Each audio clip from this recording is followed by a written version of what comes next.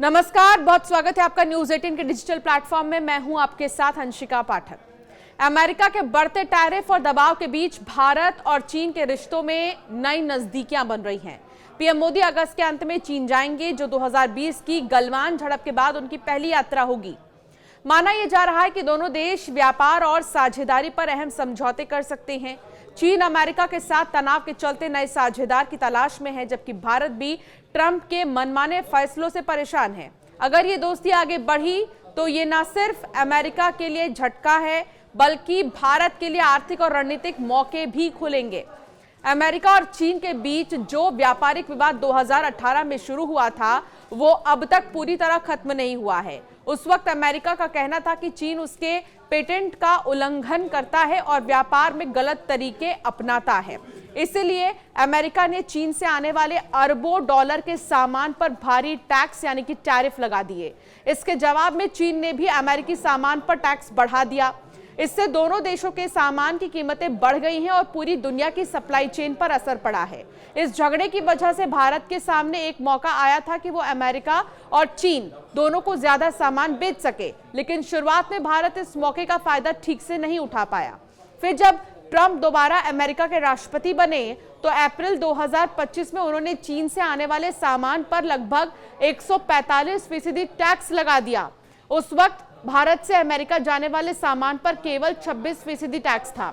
इसलिए उम्मीद की जा रही थी कि भारत का निर्यात बढ़ेगा, लेकिन 6 हफ्ते बाद ही अमेरिका और चीन के बीच समझौता हुआ। अब चीन से आने वाले सामान पर अमेरिका का टैक्स घटकर 30% रह गया है और चीन ने अमेरिका से आने वाले सामान पर सिर्फ 10% टैक्स लगाया है। वहीं अगस्त में ही अमेरिका ने भारत पर टैक्स बढ़ाकर 50% कर दिया, जबकि बांग्लादेश, पाकिस्तान और श्रीलंका जैसे देशों पर सिर्फ 20% टैक्स लगाया है। इससे भारत को नुकसान हो सकता है, क्योंकि अब उसके सामान की कीमत अमेरिका में ज्यादा हो जाएगी और दूसरे देशों के मुकाबले भारत के लिए प्रतिस्पर्धा करना मुश्किल हो जाएगा। वरिष्ठ अर्थशास्त्री का यह मानना है कि वर्तमान परिस्थितियों में चीन भारत के साथ रिश्ते बेहतर करने की कोशिश कर रहा है। भारत भी इस रिश्ते को लेकर गंभीर है, क्योंकि वो खुद भी ट्रंप के मनमाने रवैये से परेशान है। अगर भारत और चाइना एक दूसरे के करीब आ जाते हैं और अच्छे दोस्त बन जाते हैं तो ये ट्रंप के लिए एक बड़ा झटका होगा। तो क्या भारत और चीन रिश्तों की नई शुरुआत हो रही है? ये सवाल आपके मन में जरूर आया होगा। हाल ही में आई मीडिया रिपोर्ट्स के मुताबिक चीन ने भारत के साथ व्यापार बढ़ाने की इच्छा जताई। माना यह जा रहा है कि अमेरिका के बढ़ते दबाव के चलते चीन अब नए साझेदारों की तलाश में है और भारत उसके लिए एक मजबूत विकल्प बन सकता है। भारत के विदेश मंत्री हाल ही में शंघाई सहयोग संगठन की बैठक में हिस्सा लेने के लिए चीन पहुंचे थे। ये दौरा दोनों देशों के बीच बातचीत की एक नई शुरुआत का संकेत माना जा रहा है। अब प्रधानमंत्री नरेंद्र मोदी भी 31 अगस्त और 1 सितंबर को चीन की यात्रा पर जा रहे हैं। ये यात्रा कई मायनों में खास है, क्योंकि ये 2020 की गलवान घाटी में हुई भारत और चीन झड़प के बाद पीएम मोदी की पहली चीन यात्रा होगी। इससे पहले उन्होंने 2019 में चीन का दौरा किया था। पीएम मोदी इससे पहले 30 अगस्त को जापान जाएंगे, जहां वो भारत और जापान शिखर सम्मेलन में हिस्सा लेंगे। इसके बाद सीधे चाइना के लिए रवाना हो जाएंगे। इस दौरे की अहमियत इसलिए भी बढ़ जाती है क्योंकि हाल ही में अमेरिका ने भारत पर 50% टैरिफ आयात शुल्क लगा दिया। ठीक इसी तरह चाइना भी अमेरिका के टैरिफ और अन्य दबावों का सामना कर रहा है। ऐसे में भारत और चाइना दोनों का एक दूसरे में संभावनाएं दिखाई दे रही हैं। गौरतलब है कि भारत और चाइना दोनों ब्रिक्स समूह के अहम सदस्य भी हैं। अक्टूबर 2024 में कजान में हुए ब्रिक्स शिखर सम्मेलन में पीएम मोदी और चाइना के राष्ट्रपति शी जिनपिंग के बीच मुलाकात हुई थी। इसके बाद से सीमा तनाव कम करने की कोशिश तेज हो गई। इसके अलावा 23 जुलाई 2025 को चीन में स्थित भारतीय दूतावास ने एक बड़ी घोषणा की। अब 24 जुलाई से चीनी नागरिक भारत के टूरिस्ट वीजा के लिए आवेदन कर सकते हैं। ये कदम दोनों देशों के बीच आपसी जुड़ाव बढ़ाने की दिशा में एक अहम संकेत माना जा रहा है। जहां चाइना के लिए भारत के साथ साझेदारी उसकी आर्थिक मुश्किलें कम करने में मददगार हो सकती हैं, वहीं भारत के लिए ये व्यापार घाटा घटाने और वैश्विक मंच पर अपनी स्थिति मजबूत करने का एक मौका हो सकता है। भारत का चीन के साथ व्यापार घाटा बहुत बड़ा है।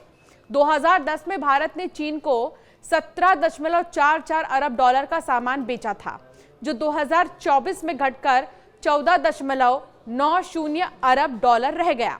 वहीं चीन ने भारत को 2010 में 41.25 अरब डॉलर का सामान बेचा था, जो 2024 में बढ़कर 126.96 अरब डॉलर हो गया।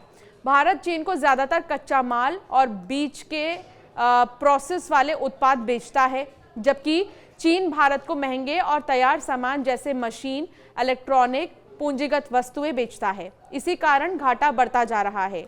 चीन हर साल करीब 1.188 ट्रिलियन डॉलर का सामान दुनिया से मंगाता है, लेकिन भारत की इसमें हिस्सेदारी सिर्फ 0.64% है। इसका मतलब है कि भारत के पास सामान बनाने और बेचने की क्षमता चीन की जरूरत के मुकाबले काफी कम है।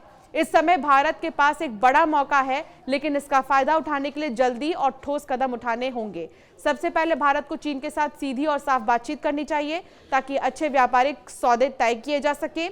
इससे न सिर्फ भारत चीन रिश्तों में सुधार होगा, बल्कि अमेरिका के साथ बातचीत में भी भारत की स्थिति मजबूत होगी। साथ ही भारत चीन को यह प्रस्ताव दे सकता है कि वो अपनी कुछ जरूरतें भारत से पूरी करे। अगर ऐसा होता है तो भारत का निर्यात 50 से 100 अरब डॉलर तक बढ़ सकता है। इसके लिए जरूरी है कि भारत अपने देश में उत्पादन भी बढ़ाए।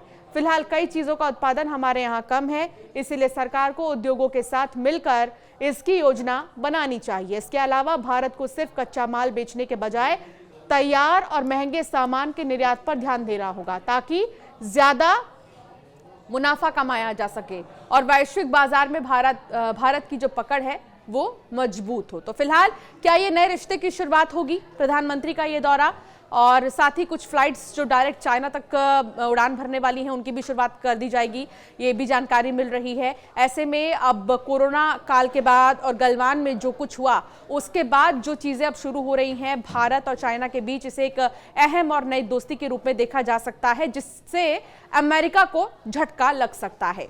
आपका क्या मानना है इस पर? हमें ज़रूर कॉमेंट कर बताएं।